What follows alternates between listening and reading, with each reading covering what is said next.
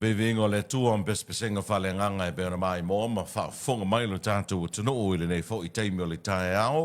Tau runga toi le sauni ngā lotu e pēo na tāpena ina ma saunia e lana au auna le sunga I le whawhenga o le ka le si o le Samoa Worship Center mai I vai te le fau le sunga basta fia lua vai li le tito. Manatu I le nei tae ao I le whafonga ma le mai mō fo I le tātou o tunu o. Ai mai se fo le alo fai o Samoa I whangunga le lei o le nei tai au fōma le nei tai au manuia ia ua maua se upu wha malo si au wha le nganga o se wha rumanga wha le nganga foi e tā pena ai lo tātou aso ma o tātou wha lango ma o tātou wha moe moe iai e lima taita ina ai lo tātou wholonga ma le sāwalinga o le nei foi aso lulula tau ia. Ma mori whawtai tele le au auna le tua le sunga I le whaiwhiangu po le whawhengainga o le kalesia o le Samoa Worship Center I vai te le fausunga pasta fia lua vai le tito sa I mare upu fola le tua e maise o le tātou sauni ngā lotu na tāpena ina I le nei tae ao ea e whailea ma whamonianga I loto ma whina ngalo lo tātou o tunu e le ngata I Samoa nei ma Samoa lo mai moa ma whafonga mai I tawhai fia o le lalangi ea o le te talo o le porokalame I le nei tae ao ia alu ma le mana le upu fola le tua Whapenao na ofi loto ma whina ngalo lo tātou o tunu ia vea foi le upu whawina le tua e peo na launga ina lana au auna I le nei tae ao e whailea e a ma tāpasa ma ta iala I le wholonga ma le sāwalinga o le nei fo iaso lulula tau ia. Ai ua, se e male vale wati ne vaengo tātou whasalonga le uto e luas fulma lua minute o na tā lea o le fitu o te whiawhia e whaatalo vatu ma ofolo vatu I le nei tae ao fau ma le nei tae ao manuia I le alofa ma le anga le leo le tua tai maila u tau so I fua ma lo mātu wola taro toi whailo iai lungo pe au ma nganu le e ale taro whasalunga e le nei voi vaenga o le tae ao manatu lava sa maua lo tātou o tunu se whainga malo longa file mu I le pō na pō e ala I le pui ngā malo le tātou ma tai sili le langi le ua ma mori maila u tau so I fua ma lo mātu wola I le nei tae ao ia vi ia le tua whaawatai le alofa ma le anga le leo le lii tai mai lau tau so I fua ma lo mātou wola, tāro whelo iai ma toi whitapa I Porokalame o le 685 Morning Show e le nei fo I tai au fōla tau ia. Ai a whaio e mai mōm whawhonga mai o le te talo le Porokalame, whamore mole se I share ane le tātou live, share le tātou Porokalame nei tai au, whi lava se vaenga lo e whawhonga mai e mai mō mai iai, po Samoa nei, po atunu ma Mauni Usila, Australia, Amerika, Hawaii, Kanata, le atu a Amerika Samoa ma atu moto le Pasifika. Ma pe voi la tolo mai mo mai tono atunu o Europa, o Asia, o Afrika. Pa talo fatu ma ofolo fatu I le nei tai au manuia ma le nei tai au fou. Se I so zaniane share le tato live, follow le tato Facebook page, like ma share le tato Porokalame.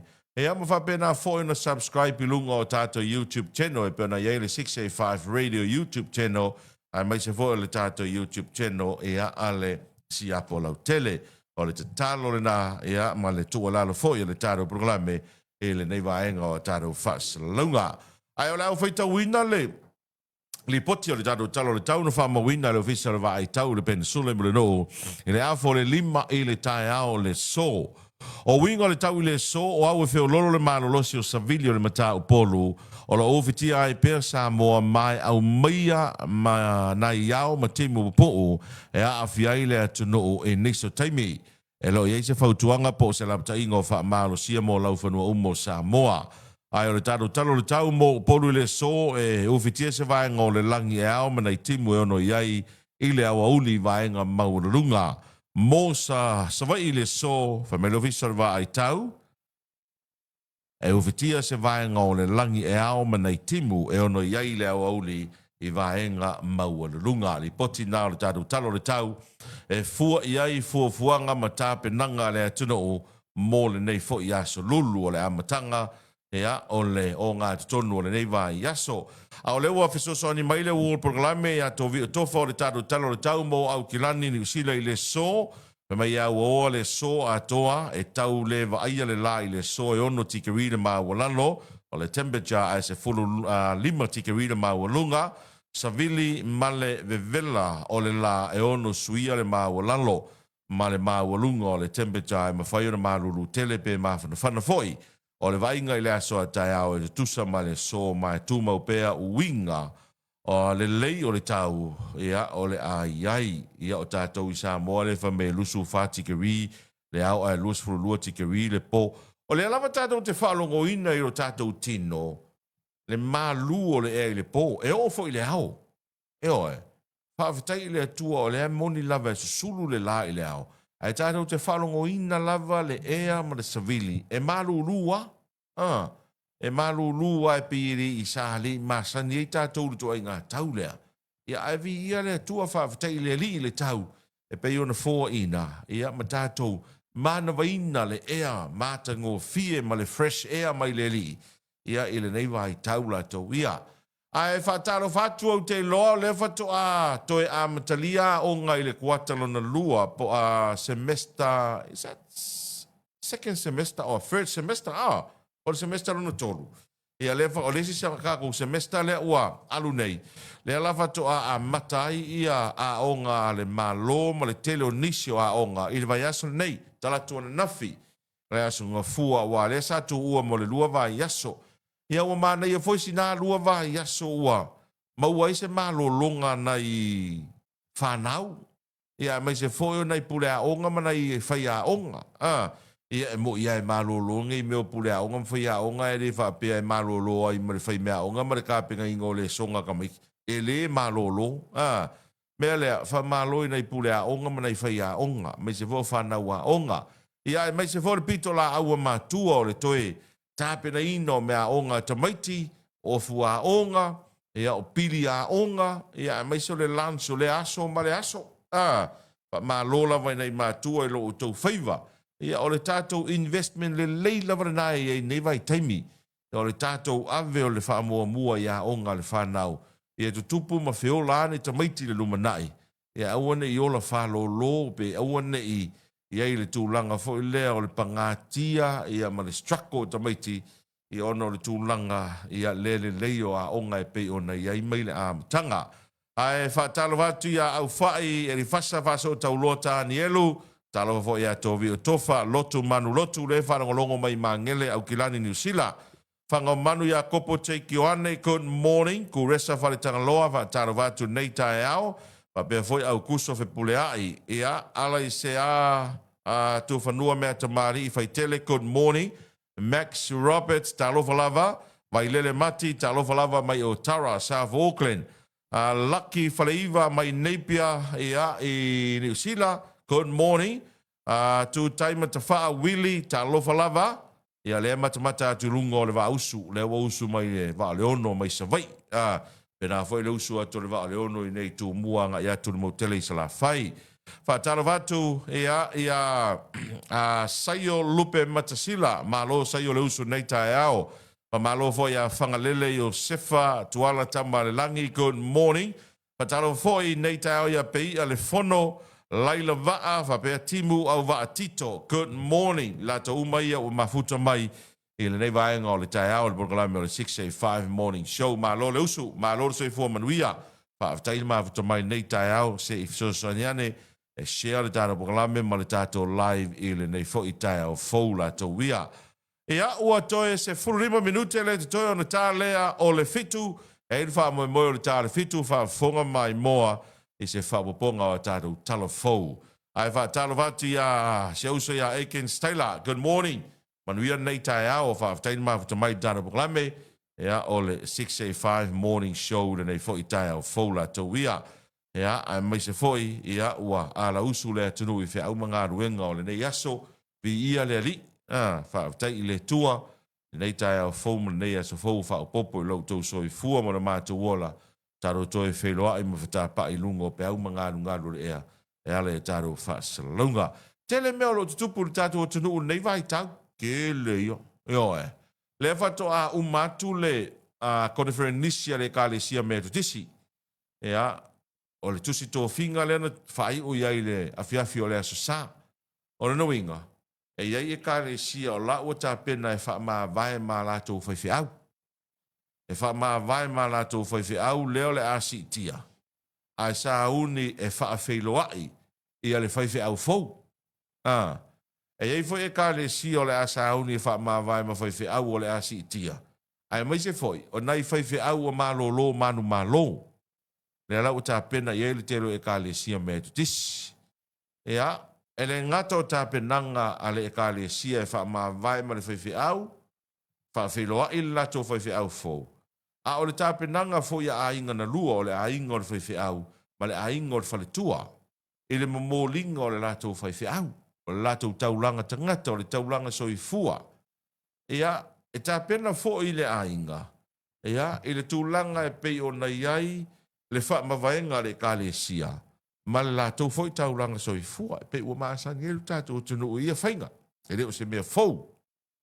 Ia, paenga na e peo na maasani e le ka le sia me tutisi la tau ia i le mai ai o le konifere nisi. E le aso sana se imwai atu nei. Mana ia i o le launga le presidente le ka le sia me tutisi le sunga faulalo.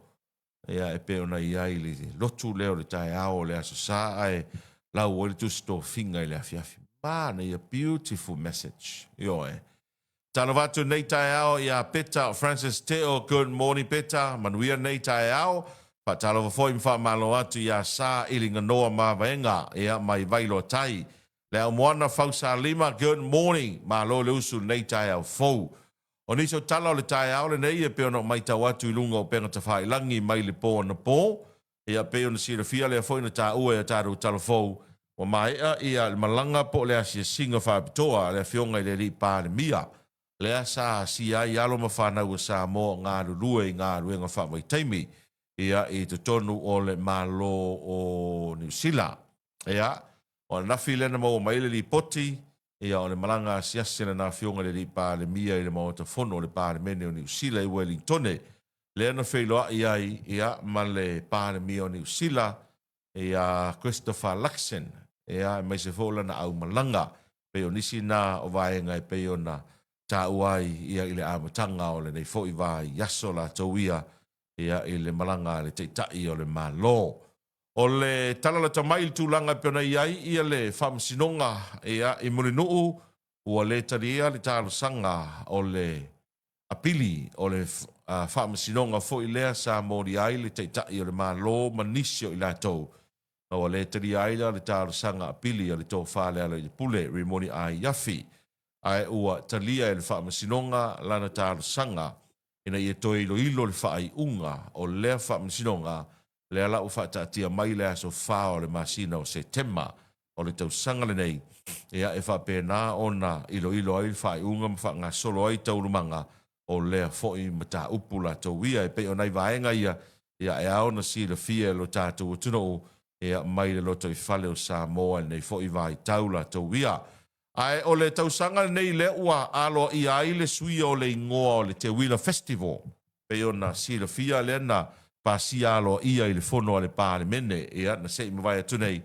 Sui alo i ai le o le ingoa o le event le nei e na whatau teia mai e le fia se furu tausanga ua tuana i atu mai le Te Wila Festival au le o le a whaingo nei o le whaalingo me sina a Samoa. Ea po o le whaamana tuina o le whaatu funganga maanga noo. Au leo te mawhau whau le mafu anga nā laina pei e fo e lau i loa le ingoa leo le Te Wila. Ma le tua fo i e pei o nei ai mo meo foi. Fungala au fo i e po o fungala au e longa ai se atunu. E ei tau vanga nā le na matualo i ai ia tātou ma wha ingoa ai o le Te Wila. Le lava lana sau e lola ma le tātou ofu la ei vo i lea Samoa. E iai ma le mamanu o le lau o le Te Wila. E pei o le pete nana Samoa wa i longa ai Samoa. E iai ma le la ei o le Te Wila. Ma le design vo i lea o le Te Wila. E le ngata ofu tino ali. Ai whapea fo i la le pule tasi e tamaitai. E iai ia ma le design o le Te Wila. E Te Wila la tātou. Ai moso oi Amerika Samoa. Le taimina e mai ai ia le whainonga ina ma le whamana tuina. O mea nei o festival nei a tunu o le Pasifika. E ai pe e piki ala le a tunu upo le ale funga la au la tau te whailonga ai. Le ana sa o e loa Te Wila Samoa, moso oi Amerika Samoa, o tonga ea o le hei lala ea. I think it's hei lala or something like that. Ia whapea rā foi fiti. E iei foi fiti, hai, peskis, e iei foi ia, funga la aua, e tunu o fiti la tau ia. Ia whapea foi maisia tu moto le Pasifika. A o sa moa lava ia e peia o le te wila na sauai ia i nāwa i tau. Ia ua whaisi umi. A o lela ua sui le whainga malo. Ia le ingoa le te wila, ma ua wha ingoa ai le festival le ia Setema. O le whaalinga o mea sina, lua afe lua sifuma le ono. Ia po le whaamana tuina o whaatufunganga ma nganu. Yeah, that's fine. Ele se meo a whaina, ele ngā meo mele lei umalawa. Pau le mea o le masina nei o Setema. Tausanga uma i le te wila. E pe o le masina lea e oso maurunga ai, ia le pasene o whainu mera o Pāralangi ma tangata tāwha whao mai mō mai whafo. E malanga mai Samoa. O no le vai tau tonu le nā, e pe e mōri mawina ma fia mata matai la tau. I whaalinga o tūma nganu e ala i whaafia fianga whaalea nganu, o taalonga whaalea nganu. Ma le tele o isi vaenga, e whaali ai tūma nganu a Samoa, i le vai taimile nei o Setema. Le ala o whaingon nei, ia, o le whaalinga o mea sina, ia, ale atuno. Ai ua te tala foi la, leo te mai ta watu, ua whaalau i loa e le pūlenga o tangata tāwha whao mai mō mai whafo.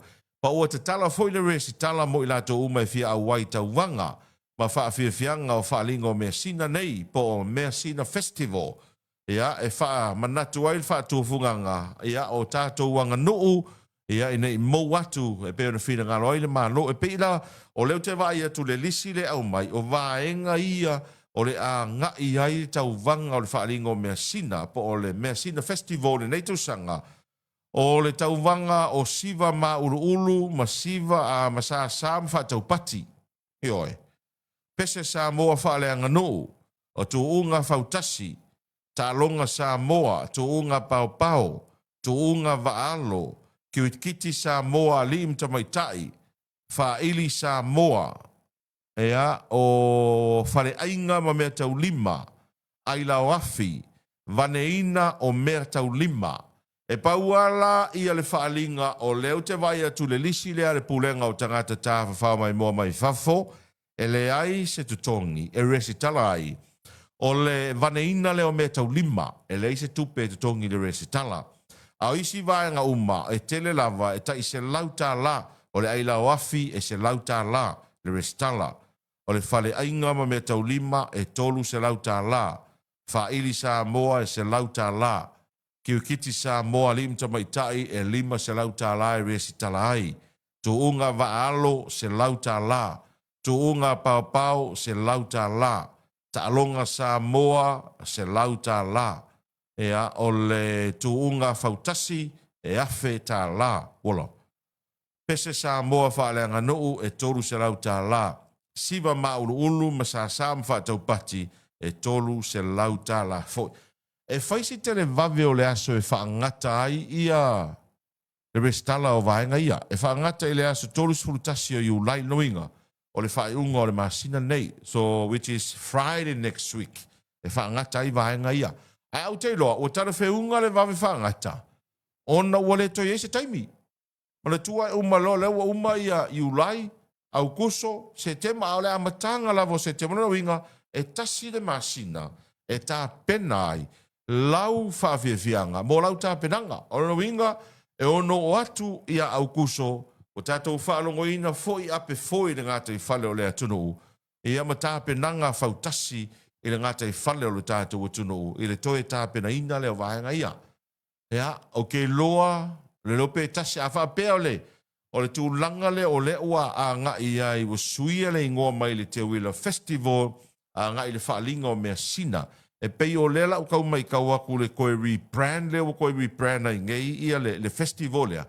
E pei o le ua makua i brand ama makua whaali mai le mea tau mea sina Samoa. Anga nu! O na wingala. O mea uma tātou te whaia i te tono le vai asole ngei. E ka kaunga makua ali yali mai ai. Le anga nu ua Samoa. Ma mea wha Samoa. O le pine wha maula la utala o le tau momori atu. E mautino te reilo i ai. Ai o te iloa e te taula. O na whaile tu o ngā whautasi na o foe la au Samoa. e le mga o mia ilangi foi sipungi i lo una tari tonunga wa uia pe a fa pe o le fa lingo mea sina a Samoa e ka kaulanga faile tu nga fautasi na o foi la au Samoa e le tau na fa nga ina foi siponi ya o te lo foi o le o le tau to sila ia ina inu mafioanga makalapu ia sa tau tu o il tu nga fautasi ia o ka kaunko e amaka ka penga ngai kaimi a fua ia i o le fava i aso. Lea tu toe nei. E toe tā pena pena ai ia le tūlanga e peona ai ia tū ngā fautasi. Ia o pese whaaleanga nuu o ta alonga. Talo si ai tele ni, nisio i la tau e mwhainare si tala. O leo te tala le ava noa. E o fwere noa fwai. Ia, maua si ava noa e sau e whai elo sau. Ia au te loa foi. Ia e le alo tamala le maloma le komiti le tāpena ino vaenga ia. E te tau lava na ia ini prize money o vaenga uma. Ia ini whailonga tupe foi lea mō vaenga uma. O lesi na vaenga o te loa. Sa te tau le komiti o na vave foi ma ave se fautuanga ma se tua lalo le kāpeneta. Ina ia vave o na pāsia alo ia le pache te whaalu ai. Ma prize money a wae o le whaako singa ngō fie ia. Pe awha pea e aru watu le tauwanga. Ala e aru ako i ma le prize money e lima afe. Pe lua afe. Sfate tainga. O ta alonga whaleanga nu. O le ta alonga leo se seipo ngā iwi. Ea e maua lau tupe e lua se lau kāla. Ngā e karikongu mai le i le kumu le la kumu ai le skala. E oe. Pao popo atua i maisi vaenga e te tele. Ia o le tū ngā fautasi, ia o le ua pāsia le kāpeneta, ma le komiti, ia e fast food afe, ia pe rimas furu afe, a vai le o peru a kurofa mai, ka e au ku i dalor ka ko faukas. Whawhiwhianga, whaaleanga nu, leanga e whako singa i o melo le kupe. Ia no, o lisi au wala e mawhainga tau attract mai, e tanga tai o mai e a fo i resi tala. Ia wa leo te mana tua le tūlanga e pena i le tātou sisi ngā fua na se ima vai atu nei. E kā ngiara kai mira kau whaasara launga kou pao pao ku ngā pao pao. E le i kelinga kou pao pao. Ia maisi fo i vaenga sa ma whaiona whaasara lau mo restala. Ai o lesi vaenga le nā e ma whaiona whaatou sina ngō fie ai o tātou tangata. Pe au mai ma le price money. Leanga o kākou e alu waku rofa mai. E fia le whaino kupe. Mai maure kaimi. O le i doa pe fia. Mai maure kaimi kere kaimi aru e ngau. Langa e pei o le ngā kulo o tāru tangata e defa pe o se mea e fau. O le tasi na vaenga a whai fau whonga mai le ka lea foi. Le komiti. Ia, a watu whaatua lalo ma se fautuanga. E toe sile ei. A ka ange loa lea se koru kasi o iulai. E le ai angi wa alo mangi wa pau pau. Ia au mai lo lunga price money a se i a koe. Ke wa aile inga au mai o le price money. E lima se lau tā la pe fa se lau tā la manu malo o le lope au mai uma pao pao sa vai vai aso le le skala le tau vanga le o tātou no fitu o se mai mai mo mai fa fonga le tātou tunu o nei tai au le wai fa sa lawina o tātou talo fo tā reina mo le fonga natu e nei fene sera Vaulo na wai fa sa lawina e nei vaenga o le tai au e pe no fa fonga mai mo mai ai a nei fene sera Seisi fa ponga o tātou talo fo Pea mwhauna e wha whonga i lona toi wha salawina pe a tāle walu le tai o nei. Wa usu le tō telo le tātou o tano. Whiau mga aruenga o le nei aso. Wa onga fo i le whanau la tō ia. O ana nafi. Wa o tele i usu ana nafi. O sau ana nafi. Waso mai nai vai tele tai. Tole, wa ke ale iwa la a tāle se folu. Ai au aku i oi vai loa. Pasi aku mare pampensini nai vai loa. Le po loka o le awala. O whapea, sole. O masalo salo po se ta vale wala vea. O le mea le ulo ina nei. So o se taimi o le aso o poloka. Ai tasi ale mea e poloka ai. O i le awala lau papare iwa i moso. Manatua i nā. O le ala ua mori mawina. Wa amatana tutu wa ima leo leo i nā. E manatua le awala lau papare iwa i moso. E mo ia. E le wha apea matua maa fola fola. Le leila awala lau papa e taipe o isi wa enga o le awala. A o mai nā ia e pei kau trapula i kiki e lalo lau ka avale i o ngai koe pea le rungo le pakpak. Ai o i nā tonu ale poloka i le awala le tae au o le wha maoninga o lau wha mtalanga.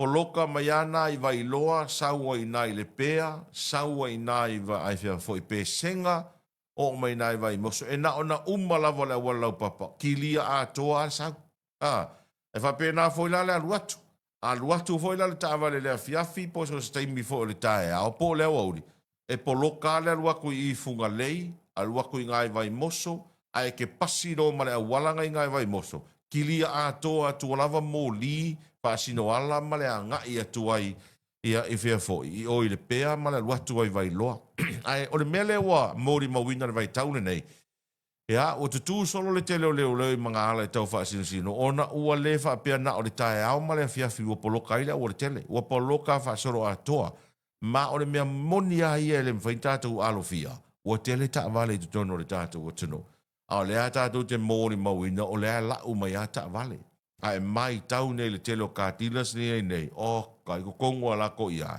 o la le tele o le ta vale lea lau mai ai e fai o le tele o ta vale le tono a o le foi ta a foi fa tali si containers po isi va la o lo o la au mai foi containers ta vale la o mai foi ta vale tele le ta vale ia ai o me sa o ai e pi o ka fai ki ar kulanga foi le wa le inta to awala a o tele ta vale ia ai ata to piso foi va pe mai mta to mumu le poloka e le o gi poloka ia me pe a mai tau mai ta no ulai fafo poloka ai o Amerika Samoa ua e kasi le awala.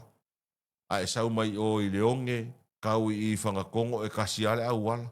A e koe fo i aku i whangakongo e kau i o ingo uri ma leonge e kasi ale awala. Poloka la ngai Amerika Samoa e leo ska mai poloka. A tātou wovo i New Zealand wha te ta inga la ta mai. Ia, a o ina poloka le moto we New Zealand e poloka.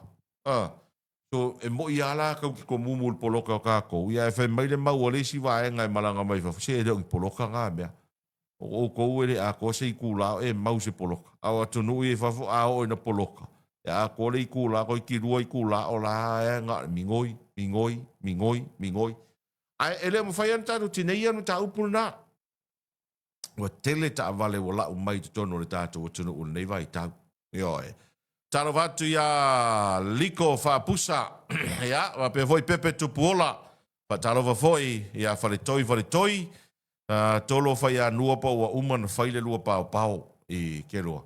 O leo ke kau vili lau ka mo nua, e ai ngofo i e whai ngā ia whenga kai au, e nem ka mai ngofo ke lope, ova mare se lau ngofo, o leo lau kau vili lau ka mo nua, ia usu po kai au, a vese ka avale ngofo rea. Ngai sa waila ia la o fa longo e faisi ke kele o kupe o ngofongi ia vai foi o ko fa fo mai foi ko o vole ave ko av e o le fele ma plan e alu no ave le avar 685 modisio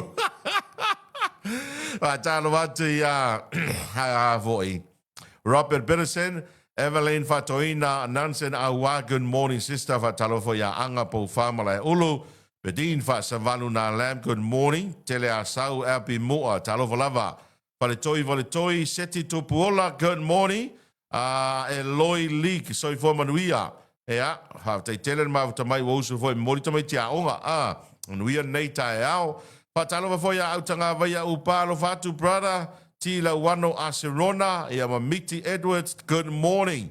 Ea ma Pepe tupuola. Le was 4 minute o te fitu. Si mai ana mai moa tado se atu tado fa salonga fa pisi nisi ma nisi o fa se silanga taua e le nei tai au. Salonga fa pisi nisi ma nisi tado fa silanga taua e le nei vai ngole tau le ua. Sfuru mana ona minute o te ai le fitu. O le tumu i o le tato o tunu o le vai taune le to telo tangata o malanga mai e tunu ma mau. O mea ia wo mori mawina ya uia ua tele ina ngai mai e o taru tangata ia malanga mai e tunu mamau. La una mai tau, ya ua ia, mea ane wo se. A mea ia wo mori mawina mai tau ina, o le to tele o ngai a inga ia malanga mai e tunu mamau. Ai mai se ana i alo ma whanau fo ie wa lewa na soifua ma feola i tutono New Zealand. Taipeo i la tau fo New Zealand Bonds, Australia, Amerika, o mea ia wo mori mawina wa ngai mai ai. Sao fai. Mua na. Wa ngai mai fai sao fai. O le mea fai la wa ele si se no sao fai. Wa le toi tu ua il fai unga le tausanga ma le amatanga le tausanga. Wa alu fa solo atoa. Le winga o lau fa mtalanga. E il sao fai te le lavana e fai e nai a whenga tae au. Ai ei fai sao fai Ia, le si pito le mātou a inga e whai i le aso whareine nei. I sa vai. Ai ei fo isi a inga o isi nuu ma isi a whio anga. O le te whalongot, o le fo i tā pena la whalongot, o le fo i tā pena la tu sao whai i le aso whareine nei. Ma le aso tō nai o le vai aso nei. Lo inga, o le mena wei nei.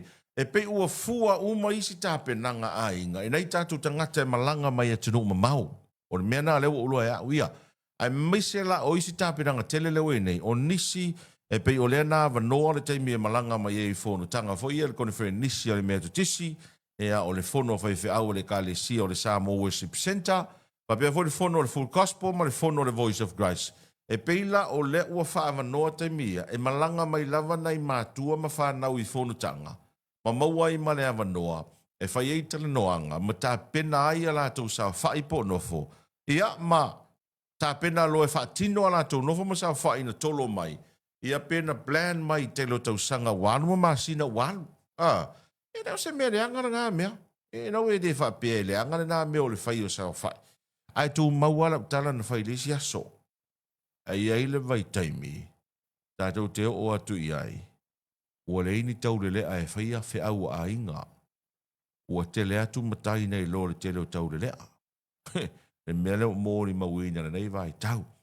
E tai pe o swinga tele na ia vai tau swinga tele le o el temi nei fa tu sa tu vai temi pe o vai temi e pe na o to ina e matai le ainga ia o lana fa na o tele a tau le a uma lava e tau tua mai to ina le e fa matai e oi ia wa lu wa fo le vai tu to ina o ma tua se na fa na o fa te to lua o ta mai ti ainga o te to lua na mana tu lo le to ina ia ai le wala aure li ia kia o mai e fain kou makai ali ia pe o le fainga na sa wai aso ia e kasi le makai le ainga ia ai to tele lana au tau si ainga ma ila tau e tau tua lana au tau tua ia le vai taure nei sa fa i mai le to ina lu mo le matai sa fa ia tu le si ona tali i o le matai sa fa ia tu le si ona tali i o le matai sa fa i mai lo na fa fini o le matai o ina le o tau tua ina le to ina mamatai. O kau kua ngai whawhinge. Ane, o kau kua e grand kids o le ko inga. E pei o le suinga tele. Le nā le o iei le vai tau nei. E le wha piala o whai atu e o te le au le suinga. E le ma whaina tātou te ea suinga. Wa ngai mai lava suinga na. E le nei vai tau la tau ia e pe o le tātou mōni mawina. A tarawati a Pepe Tupuola, po loka le awala Spain le fai a whatalinga o le ipu o le champini sa o le leila. O le whaino le ana whai nei a Spain ma Argentina. O mata le lei, le whainga o le analysinga e la kaka ka mamai o mene o ta'alonga o soka. Mai la tau fo ina ta alo mua i au te tele la langi soka. O inana o iloai e malo Spain le final. Ai le faia le final no uloai malo Spain. O vaenga ia no whalongolongo mo mai tau au ia i tangata ata mamai o atu nuu nei kau mawhai e analyse le a fo le se senga o Spain ma Argentina. E se senga o Spain ma Argentina. O Spain e tala vou le lato team. Young team. And very fast. Sawa ia le team of Spain. Ea, whaupopo a kui ai. E male tūlanga foile, le awala na oso mai ei Spain. Sau ai lunga i quarter final, semi-final, e le i whaingo fie. Ai o le tele o au na ta alo ma Spain, e le i ma whaina skoa ia Spain. Whatusala ia Argentina. O le si vaenga numere tasi i Spain, le leila la to puipuinga po o le defense. O Argentina, old team, matutua, slow, ia, al tūlanga e peona iei. O te loa le tangata pito sili na ti ngā ina o le aua Argentina le na o mai taua ui le whaino. O le lako goalkeeper. O au ke rope ova ma le se fulu attempta ai foi.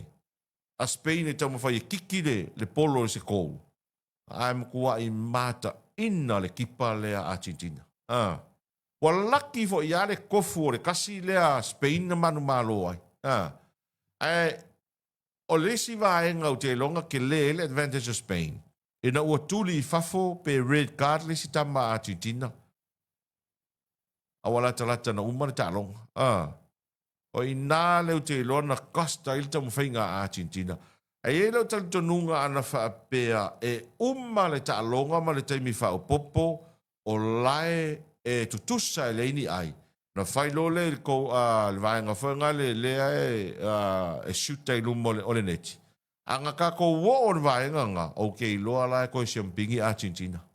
Lea nga number 1 ko kipa lea Argentina le ngai nei. A wa o vaenga foi na ko shoot nga lenga ma lo ai foi Argentina ia falangi i le ipo le langi i le lua o lua. Ea, e re mua umani va. Fa fikai vo ia sia mako au Argentina e. Moni a foi kele ei kala la wori i o ko vi o ma pepe ia ma fale toi. Ia ai me sia lai kele a kupe ma ko kamo Messi. Ai no vai taua tu news de fata linga lao o le au Spain wow so le o mal kemi le fai pa kia aro maku ma ko inga o i Spain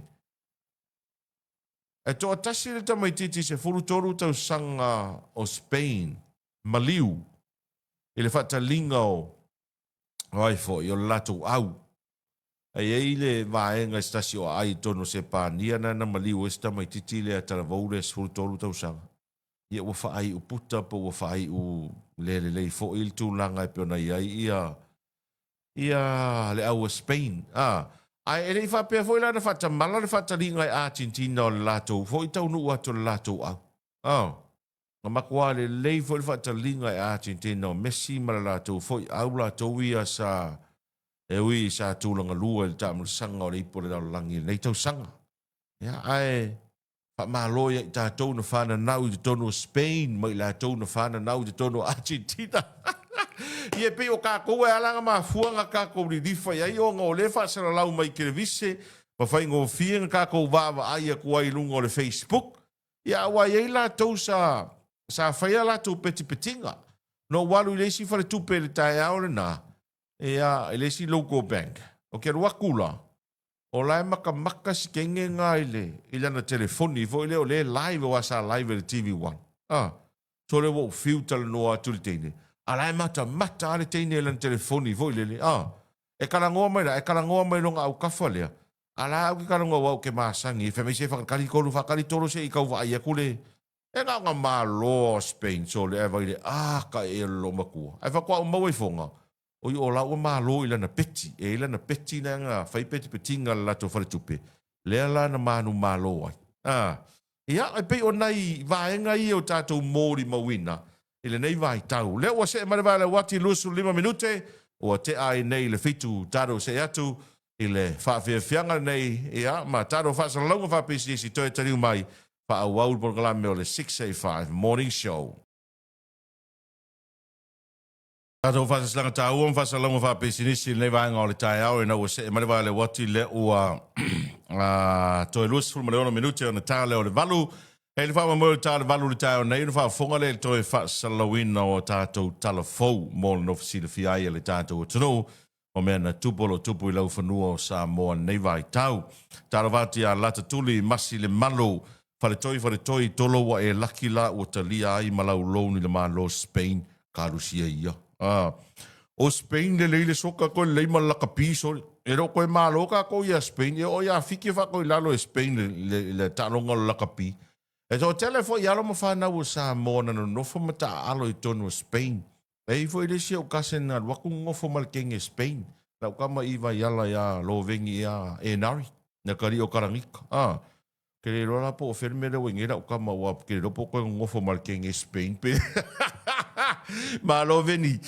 Talo vati lato umalavolo mafuta mai sau fatu Sam Sela Muritalo e marulu o tau i New Zealand vato a manava ngā ruenga talo whae malo lava leo na sai. Asiata ki tiona tui maunga tilo ia lau whai wa e laki wa malo lau au Spain ari ti ruta lua manu sieni se lo ti ese e a whaatai tele mafuta mai taro buklame e le nei fo i vaenga o le tae ao.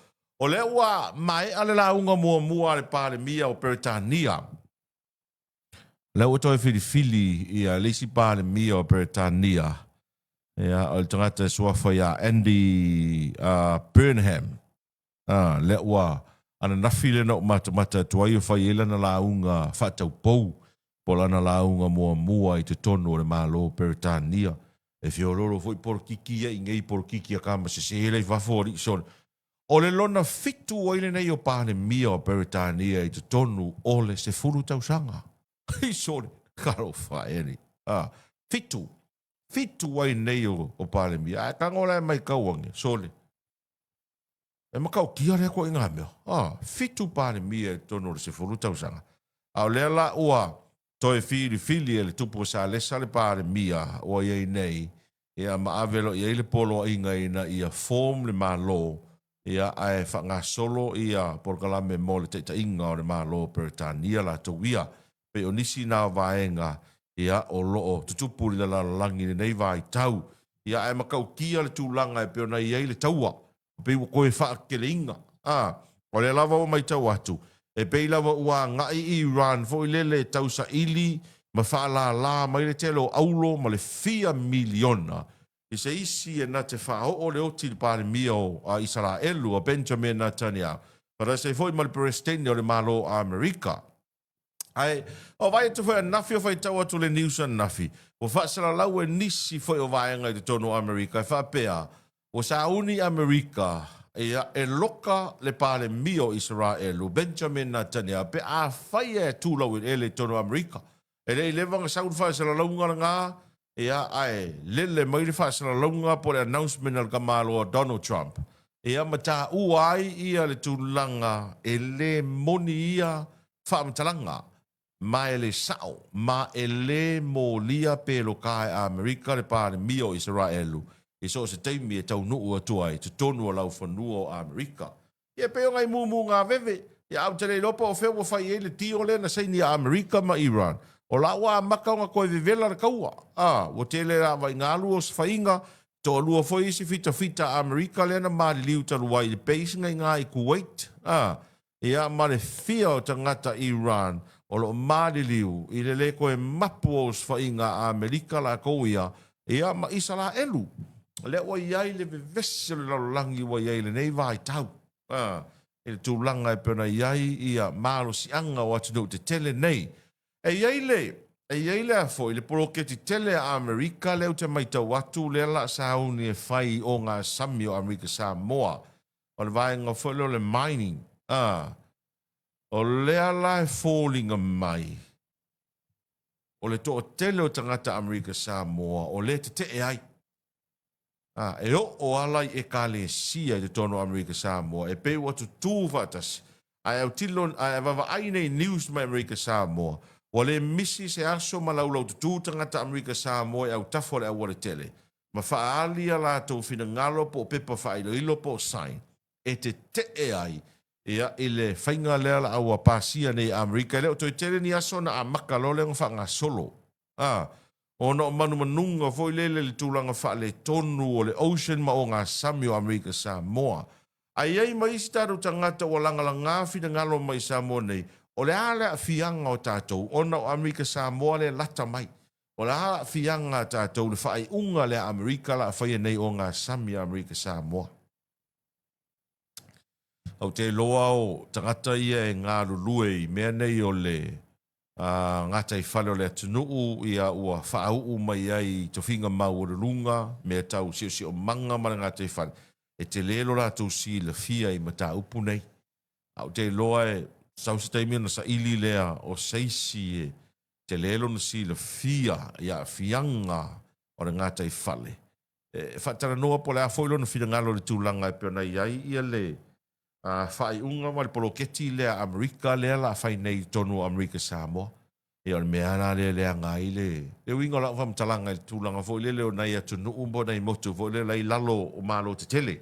Pei pei leo nei o tātou uso ma tua whawhine Amerika Samoa. Ia wa pole a hama le arki ke e. Ia e pule a ango Trump la kou whai ngā malo o wae. O inale sa uolita mau a ingo Amerika Samoa. A e tō tele o Amerika Samoa o lai te tei. Ia i vaenga ia. Na o vai atu fo ina iai le interview fo i le kovana Amerika Samoa na alua i le senate a Amerika. Na vesili ngia i le mataupu le nei. Leana sa noa ia pula Ia o ia tu whaatasi ma tangata Amerika Samoa. Ai a whaapea e mana o Amerika kou a he te whaida vaenga lea. E te taulana i ele vaenga fo i leo se benefiti a Amerika Samoa le share revenues e maua mai polo ke te tele lea le malo tele o Amerika. E talo sia ele a whaina ai le so i fua fo i lea ma le tūlanga e peona iai ia le so i fua malo lo ina o tātou tangata. E tau whaapea nā se whaamatalanga i le. E le tūlanga fo i lele o le vaale na ngoto i ngata i ane o sa fata. Whaavitai o le ua maua tupe ma whaamonianga tau se leni a le tūma lo. A o le mea moni lava ia. E le mawhai ma le lava lea tupe na ave le tūma lo. E tari eini a fianga tele lava. O le ngata i whale o le tūma lo. Ma sa moa atoa. I le vaale a. E wa o le ua maua mai le se leni a lau whaasafua nisi vaenga o le se leni. A o ani a fianga o le a whanau mai e le vaale ani usila le ta tia e le ngata i whale o le tātou atunu i o i sa fata. E lena o sa fata lai a fia, e a fia umaranga kai whale o Samoa. Le winga o la wamatalanga o le ta tia le vaai o, e kafe mai le au, sau a fia koi ngā kai whale o le whanga, ngā kai whale o a anga. E o mai kai, i le isi lima se fulu lima po le isi lua se fulu tausanga. E ono winga, e ono whanau mai ai, ni wha mai te tele malaleanga. Ono le tausa sami o tāru tangata i whi ngota o le sami, mai ai whanau mai le vaale pa ulia i tuāni usila. E tau wha pēnā se vai, e le poro keti lea le a whai nei, e le malo a Amerika i te tono a Amerika Samoa, e le whaingofia la ma tā upu whapene. O te loa, o i la tau nei nā o onga ma whana nau ia ele o i mā fo i mā wha uina mai i le to mai mea nei o ngā tei whale. Ia, ma le pui puinga o ngā tei whale. O i la tau nei e matua te lelo la tau silo fia ia fianga e ono tū lai mai i ma tā upu whapene. Ia ai pe ole me na le tau mai tau atu nei vai tau nei o tātou uso ma tua whaafine foi mane o tātou a inga lo la papa au i Amerika Samoa. Talo vati a foi mono leo ta viriamu manuia nei tau i o whaiva mai se foi Elise Pereira pa malo foi a Missy so na lote mai na i Brisbane Australia ia mai se foi seu leota talo vati nei tau malo le usu pa taile ma mai tātou buklame i le nei foi taimi o le tau la tau ia.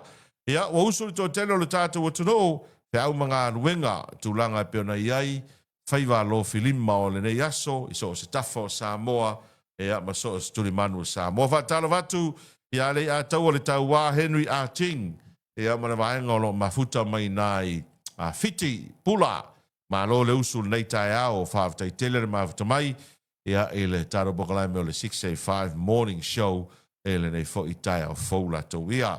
Patalo foi ia seu manu tafa le pou o vite ia manu ia tele nei tai au fa tai ma fa mai tano programe ia mai se foi Rosana usoli tu si pepa le ma futa mai na i loto fanga ali pata sorry ia ina i loto fanga ali pata ia ma lo lava le usu ele nei foi tai mo le tai au la to ia tele fa la vela tau ta vale o tupu mai tono le tato o tunu uson te le lava whalawerawe tau ta vale e fo ista mai titi lena vea taluai le ta vale po fea ea lena maliu e ala fo isu e me ta upu lena o mai ta watu na maliu mai e lista mai titi tu wai pe au whale a lili ea su whatau sang e a onga sta mai titi lea e a male to o tele o isi whalawerawe wari ya e mai nei vai tau o le ua maua e leo asa sumare iwa masina le nei lena arresta i leo i al kako kama fo i leo Peleisi e po o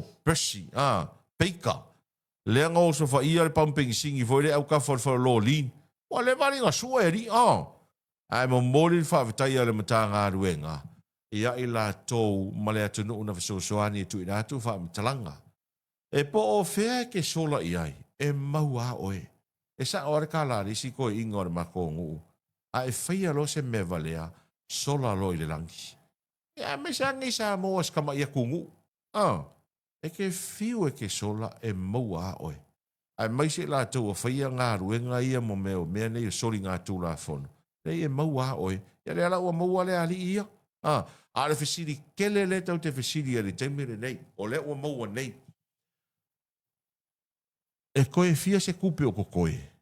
O koe maua se kupe mai kupe le nga oso ma le ri, le kupe le pampensing. Kua ia ma meo siaki e pisi, isi mi kompangia wa ele mwhainga kala. A o si liva ma kupe a le pamu. E koe fia se kupe o ko koe. Ia ai ronga koe maua se mea. Ai ronga koe ko koe se mea. A o le alala vatu nei la, tu ilu mo le whamisinonga, lai tau fia leo leo na tu le ilu mo le whamisinonga. A sau nei la le whai unga e nofo sala, pe awe le whalpui pui, ua whaamalie la le whamisinonga, ua whaamalie tu la fono. A o le panga kia la o le kangaka e angar pisingisi, wai le mawhainga koe kokoki. Le mawhaina toi tutongi le tupi. O ina tonu ale ta ua ile meo le roll. Mare mta whai oi al mene o le insure. Tai peila o vaenga nei o le Pacific General Insurance, PGI, o ina tonua. O le are me tu la i mai lau a seta po o lau pisinisi, a o lai kava le PGI vaenga ia. Pa tala vatu ia tuli patea, tau whao file mo li vai mau mai sini Australia, good morning, ma lo le usu nei tai au le utoi fulma tonu minute, ona ta lea o le valu.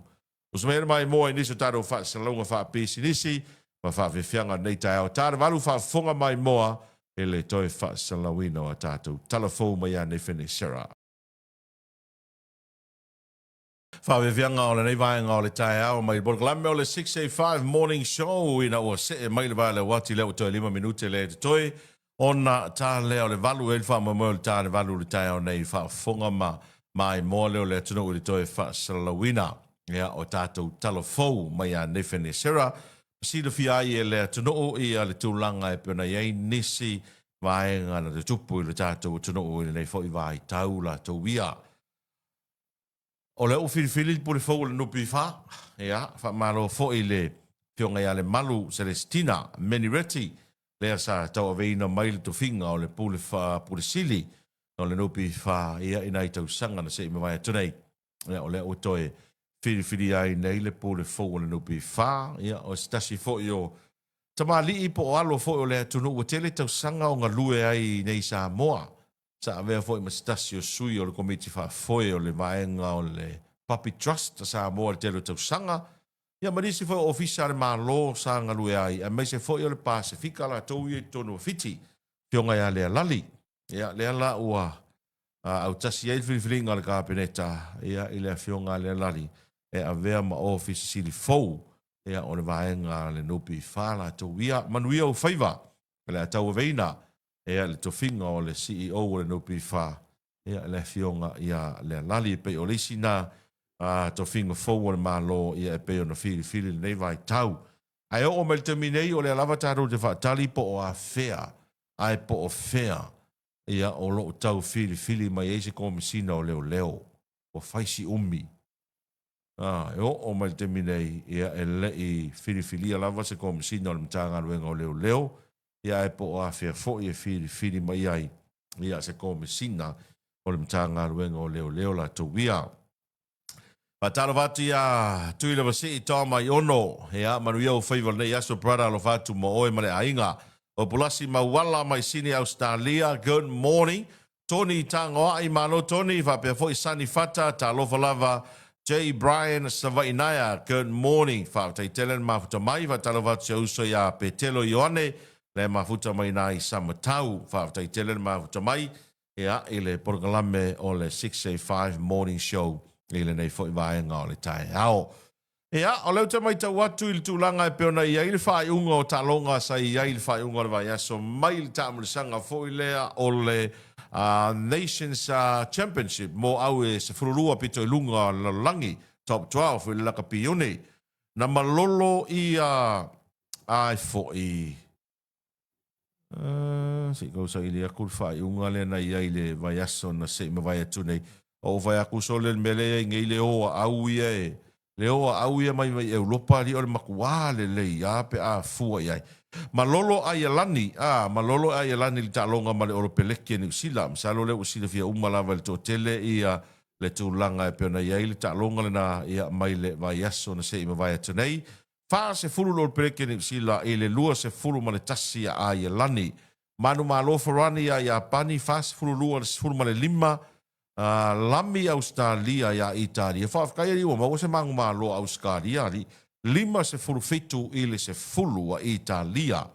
Ea, se mai loa le i ta'alonga le aso sa manu malo skotilani a fiti tolu se fulu tolu i le se fulu ma le fitu ai lami Afrika i saute ia welese wha se fulu tolu i le ai welese. Manu malo inge lani la ta'alonga finau ma Argentina e tolu se fulu tasi le lua se fulu ma le wha.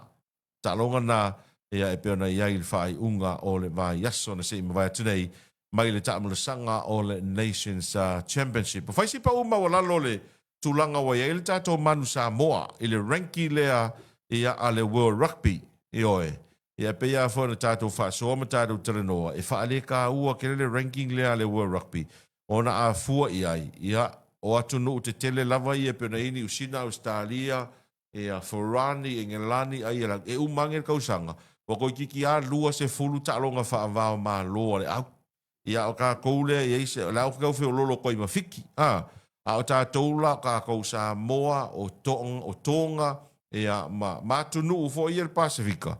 Ma isi atu nuu o le tia tū. E umangere kausanga. E le a kose se fulu o nkalonga.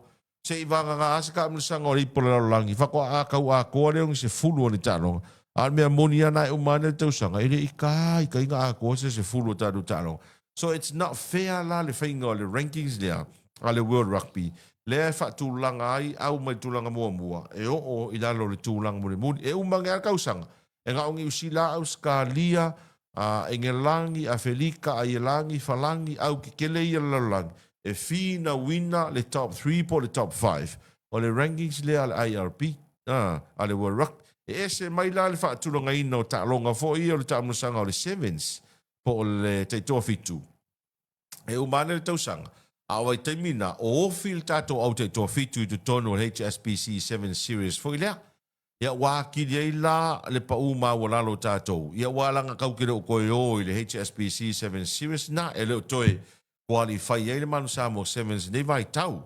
Ai wā tātou no le valu. O se mea mai mōma le whaafonga le tātou tuno o i le toe whaasalawino o tātou talo fōu nei tai au mai a Nathan e Sarah. Ngo fa pesinisi nei vai nga le tai au na o se mana vana wati le was 12 minuti o te ai le valu afa le valu tado se family nga se formas fa now ma no le su tang nei tai au ya ka mo ia salo oi taua ia pesi fulu o le ko ko usu o wi ngai la vea mo le fulu vai a solen se va nei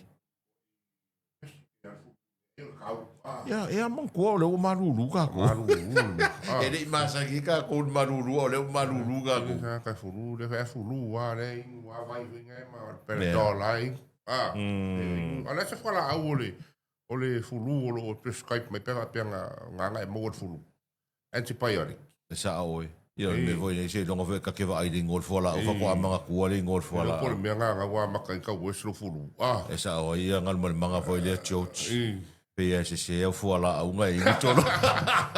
PSC le la go fuala. La ko mai ngori ane ki ki pola le ngol fuala a. Ai sa ole leia.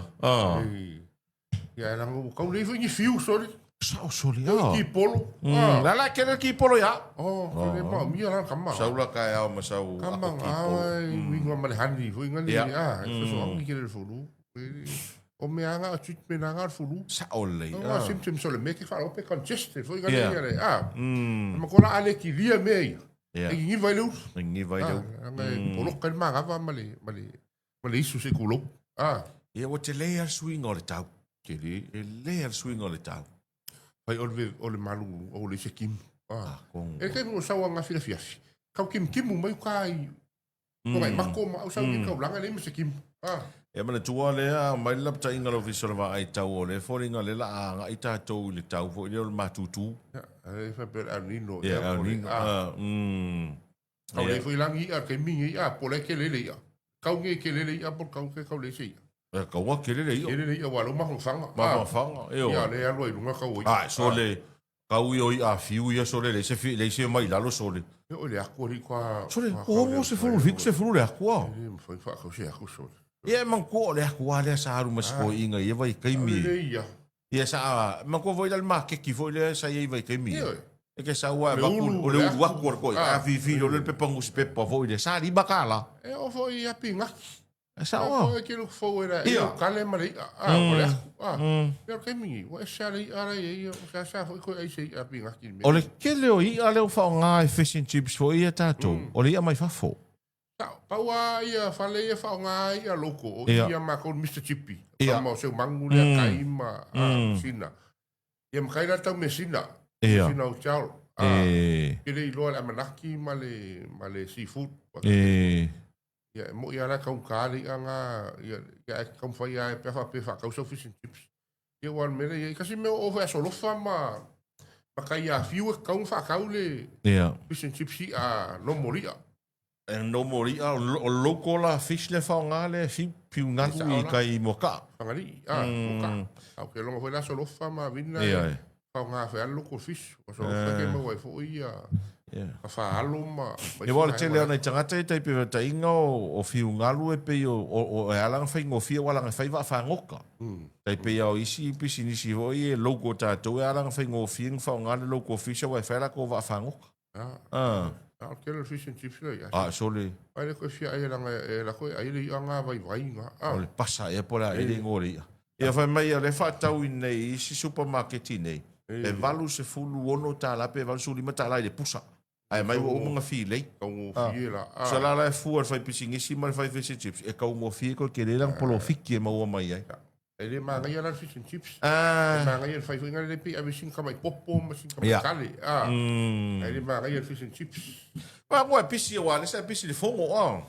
Ia sa pisi fo ia e mo ko fo i ke le malo e o mai. Ia. Alu vo dale rento io. Le ai. Alu vo le rento e vai fe agua. Vai kau langa la. Wa mai le tau tonga o nasa. Ia ka ilo. Ako kalo mo le uso. Ia mo ko na sa ia kalo ia fio kala. Ia sa o. Mo la ia pisingis. Ia le la wo o ye. Ia la se fo fo la ia po la. Se como foi la ka kalo. Como foi la ka kalo po le arku la ga ia. Ese foi le matau tio ngato e nga pisinisi pe no fone ma e fua. Ele ese se senga o fa de ta ingol pisinisi le o fale maliu. Ma meu private doctors. Alo ia pesin fulu ia ke le kana ka. Io e sa awa ale nga ka mamai. Ia ko ia fale mai ia malo. Au private doctors ale nga ka mamai ia wole mo se kuper nga pisingis. E va penga foi fale maliu. Penga foi lo ia. Penga foi lo ia. Ale ki sori ku nga ku la fongo. Wole ngi cases. Wole ngi la ko kupe. Sa ole le ia. Nga la sa oi wa nga sa ole fai pusoki. No inga la alenga ka maliliu o le alu foi la pusoki anas. Business plan la ia na sa fika mortality rate. E rate to ka kan fio ki les kausang. Fika ila ia le forecast ila se yo ngi kausang. Ia tau ke kari e fo ia. Ai sa o me kupu. O me kupu. E le va penga o ka ko ingi sa mo. Nga. Ola foi tupu isi tunu o la langi na tau ia. Ka fo le wala sole le mere ye. No sa wana na fi tang.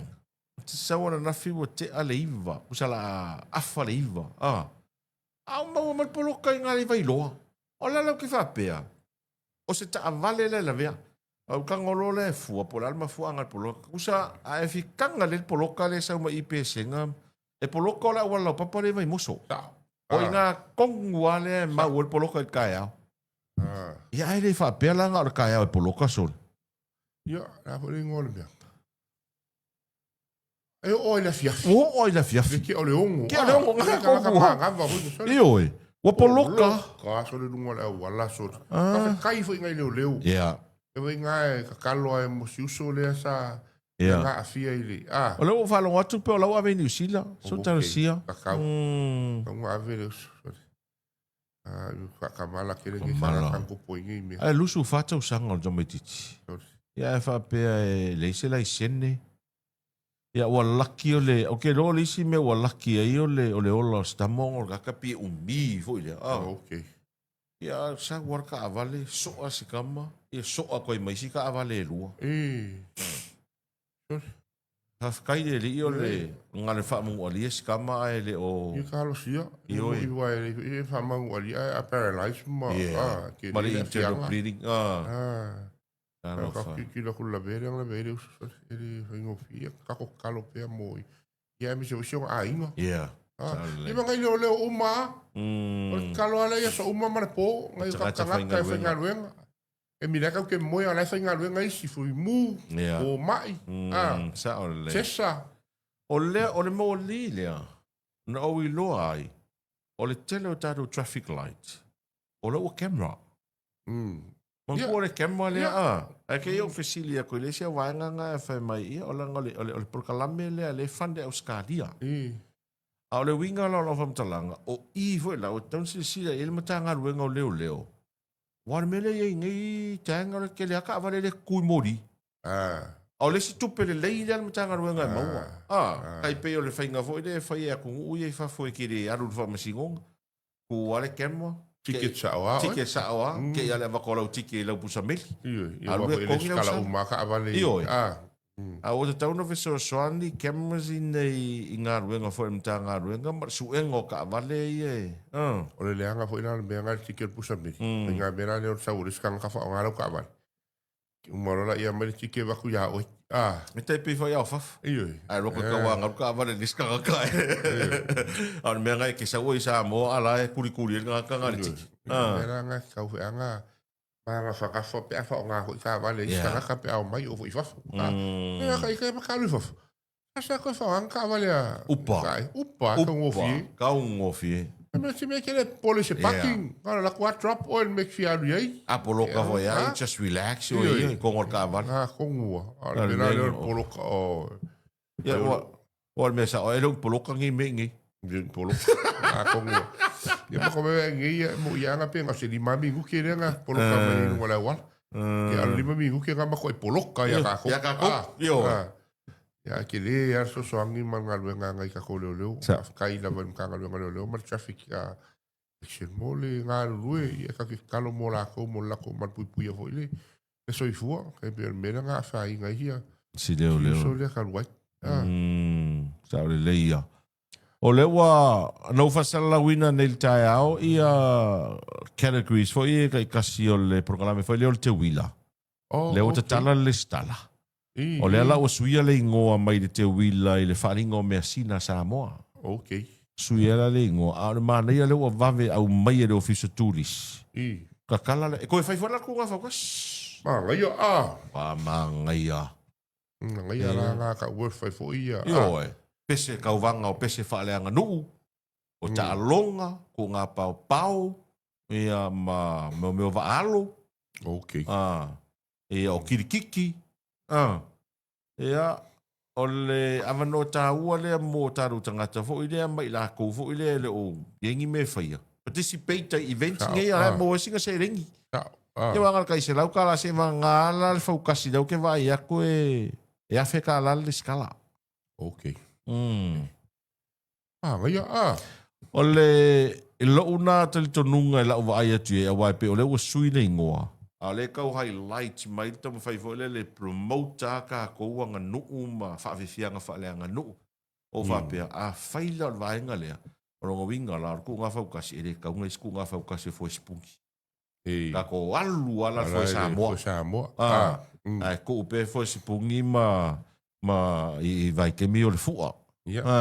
A le suinga kele ngā le wai ngei. Which is le lei o le wa vawe whana wi loa. Ia maka ma whai kusa o fua ye a uia. Kusa o le wa koe rebrand le. Te wila. Ia mana tua pe o le masina le to te leina i tangata fo i malanga mai fafu.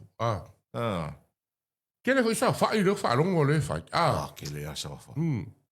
Sa whai ne whai a whenga tae au. E sa whai al mako a inga e lisi fo i ala e whai le asa whalai ngi sa whai. Ai makara ngoa fo i Malaysia li inga e whai mai o la fo i ka penga sa whai la ko ai. E pei o le o sa whai e whai nei. E pei o nena fuanga i teimia nao mai nei tāta mai whafo i whono. Mau e fo i lewa ngoa. Eo. Ia ngai so i ka inga mau lewa fo i ngō mai. Lewa fo i ngō mai. Uma ia me foi fera aí mal fongo ia. Ia foi kalingo al fongo ele fengo fi. Sa leia. Ia o mai al fongo. Oma. Ui al fongo. Para foi lá unha plesking ele. Tá la Okay. sa. Ile fa ungo fe uma. Para ia lá unha. Okay. Ia. Okay. Ai, alu ai ruma. Ele aqui ngai le kalesia. Sa o. Mas se nga luenga tele le fai o fale ula. Carai, fai fa o kwa nga luenga. Ala so. Ele issue le no ma ua o fai ele fono tanga stasio e kalesia vo ile tonu le tunu. Na kele lopo le aso o opinion le issue le o le o le matai to e fai fi au. Oh, okay. Usa o le matai to e fai fi au. Papele o le saunoanga sa tasi fo i o taitai o sa tasi i kalesia. Ele a whaina la le matai. Ua lewa na matai. E whato a whai fi au mune muri. O le mea la le o lewa e alu te whai fi au. Ai toi mana na au aturi tau a inga te sau e te matai. O pina o ingale pi kau e se ai whapele o le kala le whai fi au. A mana na au aturi la le tau a inga e sau e te matai. Ona e fili no le ina. Pe te alu la te matai ma tau si le a inga. Ai wha maa vai mai le tau fingo le whai fi au. Ai whai mai le mau o isi. O le matu a inga ua wongi tagata. O leo te whai au. Ia ai pei o ule wha moe mai e si o tinae. Te ruatu te sao whai le. E no e pei e se maka upu kau lave fo ile. Maa ka upu. Maa ka upu. Ia wai. Traditional la ia ia. Il fa sa mo ma kongo kuspa ia. E ke alu lo e sali salamu. Uma mea la lang. E foi alko finga le ko ile il fanga nga ai foi. A Jacopo. Mankua. O sale vi. E li se la fa singo manga. Ai sia. Ilang fo la ko finga ma la ko nga luenga akola au le ko. La le winga la eme. Yo kala ingo finga lo le ko. Ele se fa singo manga nga fo. Nga lotte ia fangua ingo ka ngu i kanana. Ele iai ai ke manko oi. Nga ako ai nga sulu oi fo. Oi sala elu ile lot men le nga fai. Se sfur kolu la ia sale vi nga lang sulu lang fo fanga wa Josef. Oi fo. Oi fo rai mama nasi. Ya la nga fa sulu lua ya la ko se lua i ai nga mai nga. Ia se mai kau mai pesa mo ngi meua ya la ngole fa so aku ia le ile lo le ia i fo ia i el kuspa ia male i fa penga huela kongo ainga yo foi la ia ma ko e kalesia ke le fa lo ngo se me fa penga yo wa or fa au ai or kaulanga nga ainga kaulanga ngaka ainga o le a foi ala fe me ke fa au e fa kalia kongo ainga ile ke le o kai pe ia makai ma e fa kali ya se saul foi au pole ase e ko fa mai foi au on fa lo foi na yo le vango ngofo nga inga ma i kanga ka ngofo vai la inga ma le foi au o foi la ki gang foi ka le me foi au dis kaimi e ka ma fa ia makai ma inga fa lang fo la ko fa lo kaulanga la ula ia vai inga sa o lave ia e kaki aku fo kulanga le fas fa pe ole o ngi kanga e ke longa lua kwal fai au e va ku fo ya longa sa o kongo me fai maybe ele o se makai but in his capacity esta fai au ole ainga e ya la e ke le longa sa o kongo fai ale ainga vai o kulanga me nga e sa ideale le ko fare al fai au pe a porque le ainga fa kalia Pai anga luenga ia makai e ave al falo alo mal fa mo mo fe io o le mawalunga i o le falo alo tatou tunu i fai au nga kaulanga kaulanga ka ko o isnula ia e le se fasi ko manga fai au me ka o fi fa penga fa le ngu uma ia wala fai fongo mo ele sa fai fa ko a sa war fai au e lo ko fai le loku ia o male ko muri nga ia ai sa wa mai yo ia me e mo i pe fa pe ele ai apa e mo walunga yo le la ga yo fa kasiale ia la uma le mar fa kel siang ai sa e se vai nga yo ava I lo kiu ke whakausi ainga. Ia malo kiu ke foi whawhai lau. E mga i eral mele kei ei. Ia. E lua koko. So se mea. So se mea. Laungan malai koe laungan pula.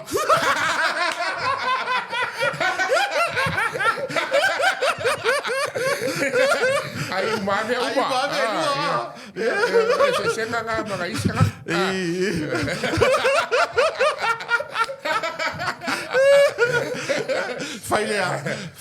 Faile loko vai ko la que la uma mai. Ai vai me fa ka vai ko. Soli e o fori. Ya tenga di ka la uma por la foi la vai fa ka.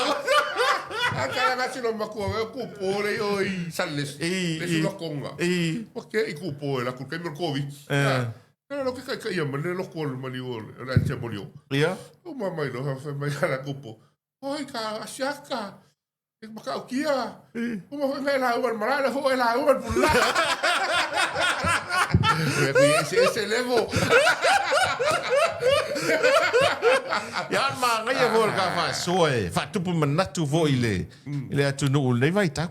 I o ke le fa sa o ma mo ka ko fa longo i fa longo mai. Very expensive as well.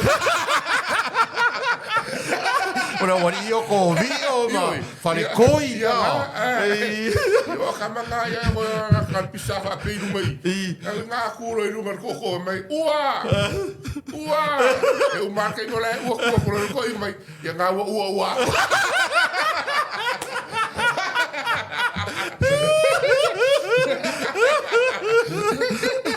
Leo tanu su vale minute, ora tale o leiva e le dei tai ao tato agaiatu fa salonga va pesisi to tani mai fa World Proclaim 685 morning show.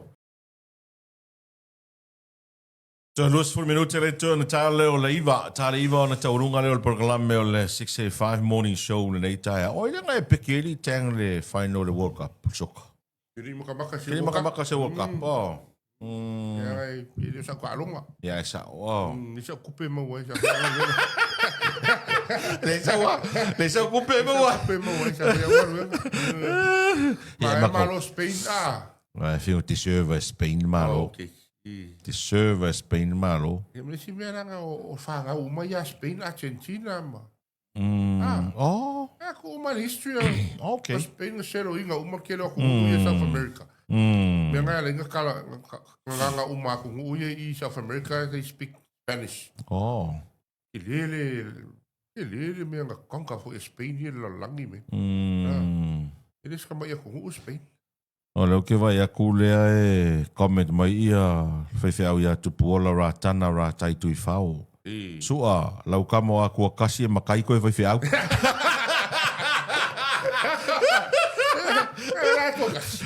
Kau siara inga, whai meo loku. La kiro ai ko kasi ia. Auna mea ko kasi ele la ngespula. Ele ofso soang. Ai vai le fue mira mai ko kasi sawa mai dunga kaum ki vai. Leo ko kasi kausi fe au. O tale o tau malama te leile. Pa ori mea te vai tau atu wai e mau tau mawhai te malama i eile. Polo ke ti tele foi le Amerika leo approve le la whai Amerika Samoa. O le mining. Le deep sea mining. O leva in the pipeline le mea nga. Ale o ke vai a koe koa kele o ngā kukuila o le ke e ai. Ia. Ia ai ono le tūlanga o le a fo I o wa amuma au. Environmental. Yeah. Ai mo leva kele nga. Mo leva kele whakakalongoa le. E poro ke ki nga. Ai o I se vai o kukuila I le special. Ini mineral ngai mau ai. I mpengala ngoi langa leo kako environmental. Ia. Ai sa o lau nga polu le nga kai mai ka loinge ia. Kele yo o afianga ngai kako lai ki I mea malo kele ia fai. Ia. E Australia na uru. Ia na uru. Kiripati Le wha pia e umalore au ngā o se mea kia ilo. Kia ilo. Ka fu manga whakawhai fo I le kulanga. Ai whakongo I kele se kupe maua ia e. Ai langa o lai lalo fo Amerika ia. O le al me whai mai Amerika e whai ore ngā. E le peira o ka kou ia e pulea ka kou ia e ka kou a kongu. Ia lang ke long fo kuila ia ia isi. Ka ia la ku whaavai ia me. Ka whainga kango I pela whangua. Ma le angu. Ko I pawa leo ma ko ismana ko a ku kuila ma whainga o la kou. La kou tio ma Amerika.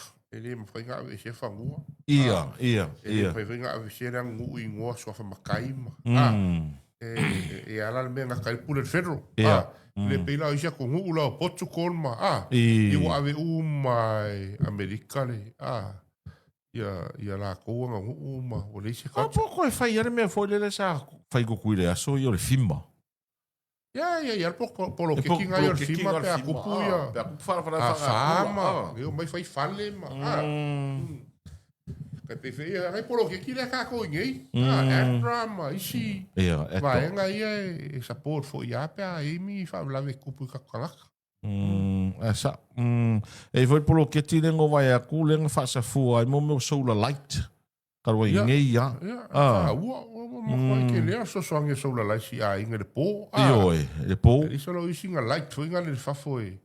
E kaua vai a koe fo ia war ke lo isi me pongi sa. Ia, sa le leia. Le mea foi leo kako mo mo winga so le ngo fuanga ia fo ia pongi sa le po mo kwa ngamua. Ngamu. O le sia koske le nga o le fulu le. Ia o ngamu. Asa wao. Ia me mele. Koko. Koe wa ngamu so le i le po le mele ye. Ka wa fanga u vai me ho ero card po. Ku ngamu me ngofoi. E i tangata wata wa aie ia, i kai pia o ka wa aie wei ke mea o so i fua o ka Grand Barren, sa.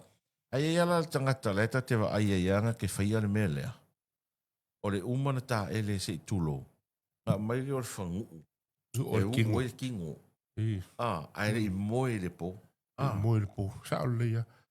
O me whainga le ka ke whainga. O se na pia ka au le pūl pia ngafi. Malulu. Ia mea la whangu. Malo ue ka vai malo kingo fa ma fanga o malulu le pula ngafi. Ni rale e o fo ia le au. Ia ora ma ko ia ka pe. Ka o ngo u fangu. Okay. Na ke vai pe ai skanga. Ele o mianga ka ke pe fua. Ko ele vai fa le na pe. Ja, sa o. Me ia ka wa u pe fangu ia so ma ke vera illa pe la fo lo pe. Ora tasi le vai ngana uta ua nei le tai au, ai mai tau ina nei, ua tene nā ngā i mai taru tangata mea tunu mamau. O vai ngā i e lua wā ngā i mai le telo a inga mea tunu mamau. Mua, sofa matai, whaine nofo, lua, a leo le pea o le malu. Ai mai se ala tangata fo i e na whana nau i e tunu i fafa. E peo le vai ngana o ta mori mawina ta itai. Ia, ora mea ngā le fo i e ngā lue fo i malo fie su ngā mato whai ma association a. Koe kam whai pe koe peichen ia mamangu ma. E sa o? Designa le pea. Me o whakai ngā maari e. E ngiska laka hoi mama ue lako se lengi wale choi mea ngata whau kome hoi laka kai lako ngu. Pei laro koe ngā mele wharinga o mesinga. E ronga lesi lea. Lesi mesinga sa whau kua me foi ia la uri.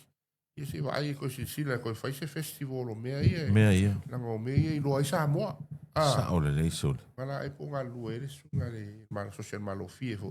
Nonga le kasi le vai ngā la whaale fo i le. Ia se tem. Ia se tema.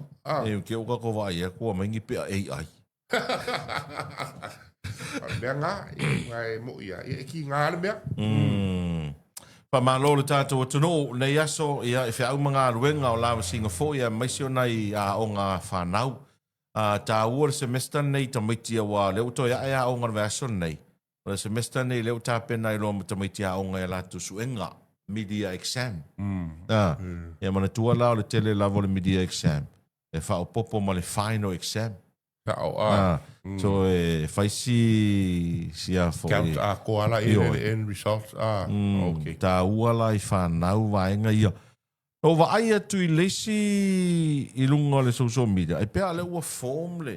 Le asosia le vaenga le a iai whanau fo. I tatu tano i fo i le stai asua.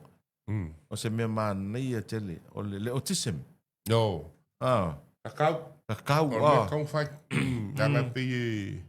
Kakua ngā ia kākou ia ka maiki ia ongor kako le marmalama fo ia. Au ka maiki ia le mai kauinga. E extraordinary le lako i loa. Papa poko a. Sa o le leso. E ova kuma le poko ka ngaka ia. E hoi rea ka wheo le accountant. Pea maka maka ia. That's the classic movie portray ia. Me ia. E ila isi koe ngā kai kiro hoi inga isi ka maiki e e worse ko ka autism fa ka yang control ai ai ska ka file mu ama amanga ya la le wa fai la ko so si le o le fo e ma ko wa ke longa ale le nga fai le fo so ngi mai fa e lango suai ya o ka me ki o po ka me ki ti sai ngangi i me ma ka o ki ele ia wai o tatou vavaai foʻi isia ta tifanga ae maisi ala me ia kau electronics ma me kau computer sori o ka maiki autism fa sola ma kua ka mamai aso fa ko la kanga la accountant o am kau ki ia almana ia la le o form le sos wai e tu ai e foʻi ia grant foʻi ia mea tunu i fafoinfaina fesoasoani ai ia mai mo le long running a ia e kakaunga ia se support le malo i nei vaenga ia. Nei tamaiti ia le pe ona tatara noa i nei tae au. E wha malo foi nei mātua o le iei whanau ia e a fia i vaenga ia. Ia wai ke au ka wola au whaoka. E pe whiora mai isi mawai e listo lau i se me mawhaionga ko manga i e fuka ngaka ma o wai whainga accept polo fo i la ko ia wai pe ara ko inga me fuinga le ya ke longa fo kilo me kambe kilo ha onga pe fa singo se a fuinga o ma le mar malamba yo ka ngaka ma la ko me e fe vale ya la le vale ya ko inga kala ma pe o le mar malamba ele kambe ki mo lunga ko poko kambe ki ko ngaka poko sa ore le so le be pelo nga fa mtalanga so ya fai maria lo sai lunga la wala tele tele whana wala tau ta vale o te tupu maleva i tauma a fia e o taru tanga. O tele i loa ona pole na vai ato circulate mai lungo le social media le video fusuanga ka mai kianga whai po o le NUS. A tario. Le NUS. A ewa pela ista mai titila e kinga inga whare mai e. Pesa e whewhere iso. E mea wo e whanau nei vai tau. E vai eu fui nesse vídeo mas eu escalia pescar uma liquia. Oi.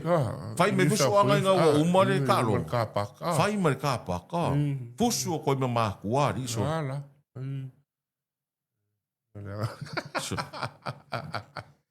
Puti alfa na ur tanga tai. Oi. Nei vai ta. Ta ua vole te mi o ma tua mta mai til te mi nei. Ai po fe lo fa nga o fiaf. Vai le lok. Sa ole. Ma o ka me ki ale ye o wa ke le me commitment i ki ke mi.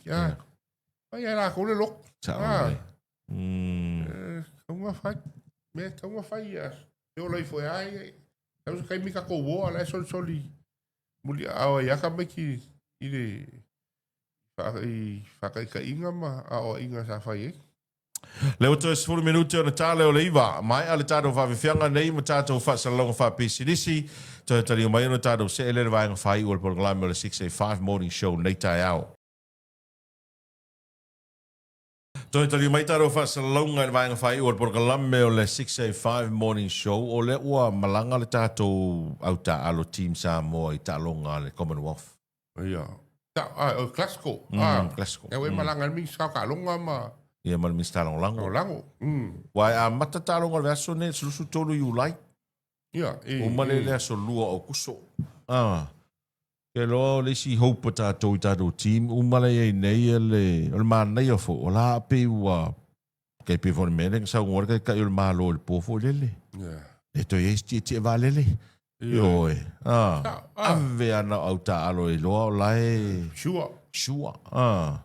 Ia o tato o fusu, ia o lau si. Ia mai si talonga ia participate tato. Ko i se fiku i le. Commonwealth. Ia, it was never... Ia se sabe.